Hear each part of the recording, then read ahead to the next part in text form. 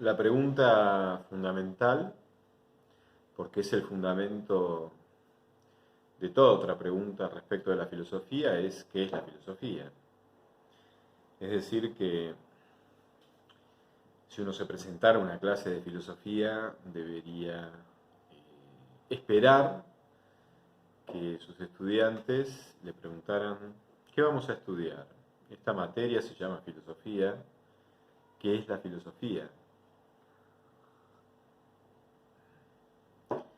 Y cuando uno es alguien que ha recorrido la filosofía profesionalmente, es decir, cuando alguien es un filósofo, al principio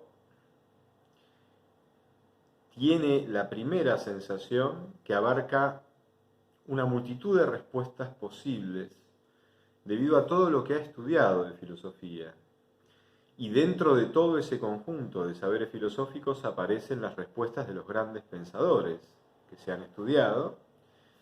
Y en esos grandes pensadores hay muchas respuestas no solamente interesantes, sino cruciales para poder seguir pensando la filosofía, acerca de lo que es la filosofía. En definitiva, la pregunta de la filosofía es una pregunta que irrumpe cuando despertamos a una amorosa extrañeza respecto de nuestra presencia en la vida, de nuestra propia existencia. Digo, amorosa extrañeza. Vamos a sentir que estamos en el medio de la vida, vamos a sentir la emoción que sentía Kant cuando contemplaba el cielo estrellado. Vamos a sentir también ese desasosiego baldío que nos hace sentir en una intemperie solitaria cuando atravesemos ciertas circunstancias tan intransferibles, tan avasallantes, que en un principio no podemos compartirlas, más que en la soledad de ese mirar que es nuestro y que se posa sobre toda nuestra insuficiencia, sobre toda nuestra orfandad, sobre la falta de palabras para asir, para mínimamente tocar y aliviar esa travesía tan solitaria. También vamos a despertar con una amorosa extrañeza ante momentos de enorme dicha en donde experimentamos nuestra vida como única, pero a su vez la experimentamos como un don que se nos ha concedido y que es inapreciable, que es inabarcable, que es maravilloso. Tan maravilloso que es capaz de sobreponerse a todas las muertes que tenga que experimentar, a todas las muertes que nos atraviesan. Vamos a experimentar también esta dicha cuando despertemos ante nosotros mismos, reconociéndonos capaces de nombrar las cosas, capaces de ser libres en el fondo, y en el fondo de una libertad que no se va a dejar necesariamente arrebatar por ninguna posibilidad, por ninguna alternativa, por ninguna opción, por ninguna circunstancia. Experimentar que en el fondo nuestra libertad no está predeterminada, aunque esté complejamente condicionada. Experimentar que cuando despertamos a nosotros mismos, hay un acto de fe originario que acompaña cualquier intención de saber, de saborear la vida, de comprenderla, de ordenarla sistemáticamente, de encontrar la lógica subyacente de las cosas, de los acontecimientos, de los seres, imaginando, creando, arriesgando un sentido, desde la necesidad de encontrar ese sentido, desde nuestra necesidad también originaria, de que exista un sentido que abrace todas las circunstancias, de que ese sentido nos preexista por un lado, pero que a su vez ese sentido no puede ser real completamente si nosotros no lo buscamos, no lo elegimos y no le damos testimonialmente nuestro rostro, nuestra alma, nuestro cuerpo, nuestra inteligencia,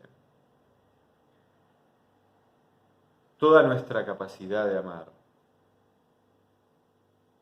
toda nuestra capacidad de hacer mal,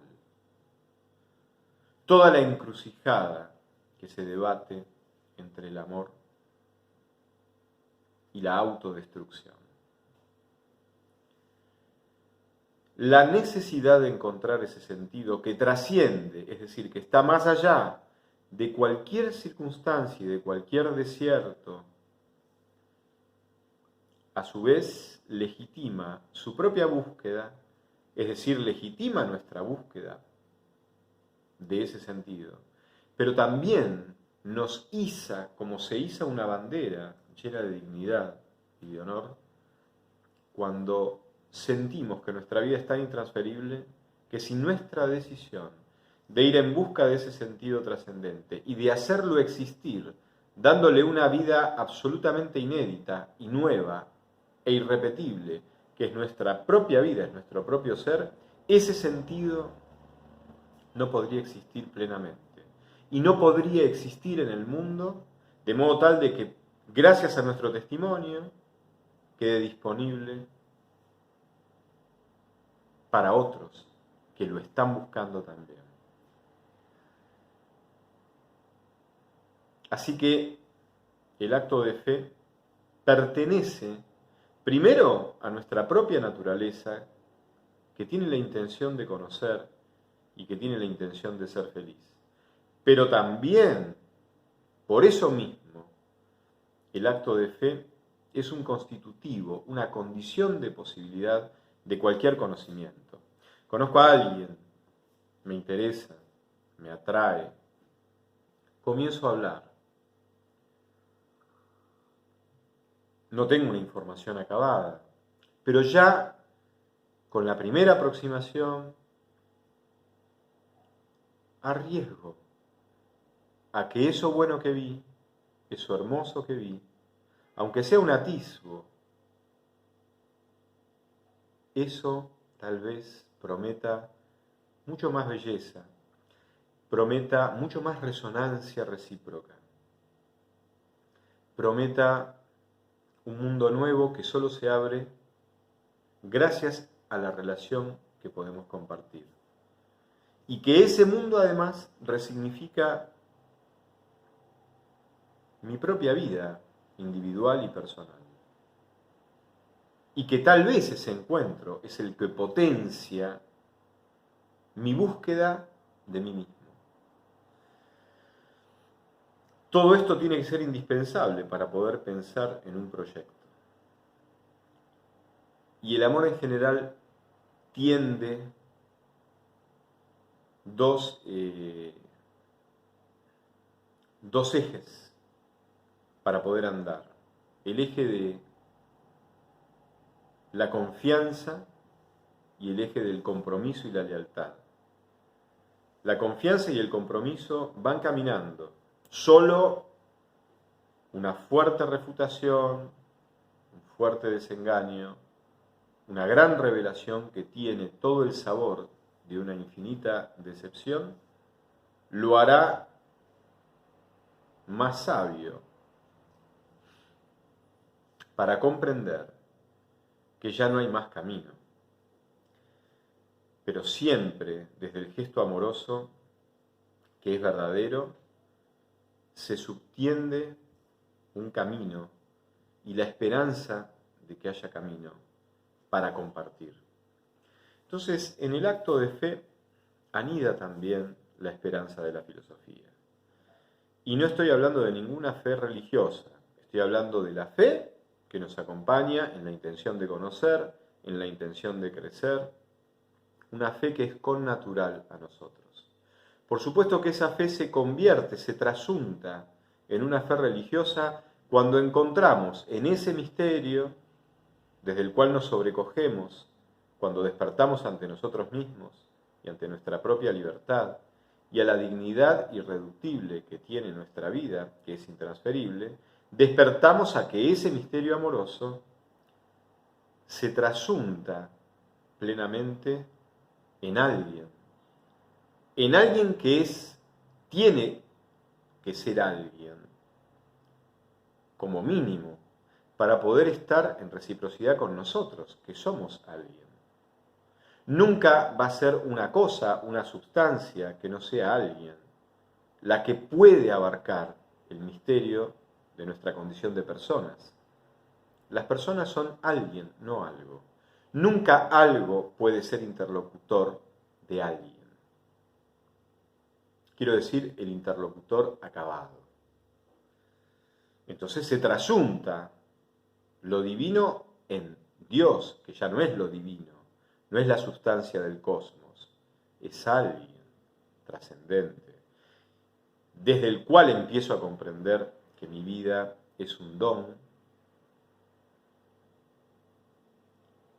que lo conmueve, que lo abisma, que lo enriquece con todo el asombro que un creador siente ante su obra.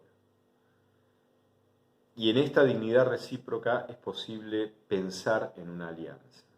Muchas veces uno de los errores de la teología, no de la teología, uno de los errores, quizás sí, de ciertas líneas teológicas o catequísticas, es pensar en Dios sin pensar en la alianza.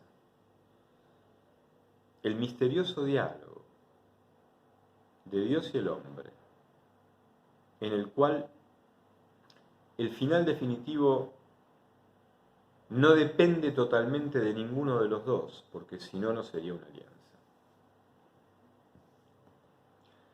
Recuerdo las palabras del Evangelio en las cuales se dice: y Cristo abandonó Galilea porque por la falta de fe de la gente casi ya no podía hacer milagros.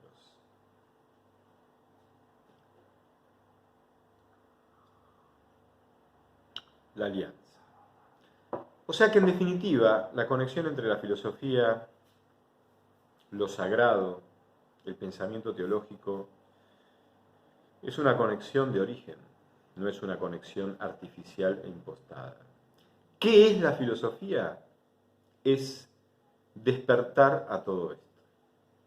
Con lo cual, la filosofía ya nos constituye como personas y después, tal vez, algunos son nombrados y elegidos por la misma filosofía para dar la vida a favor de ella.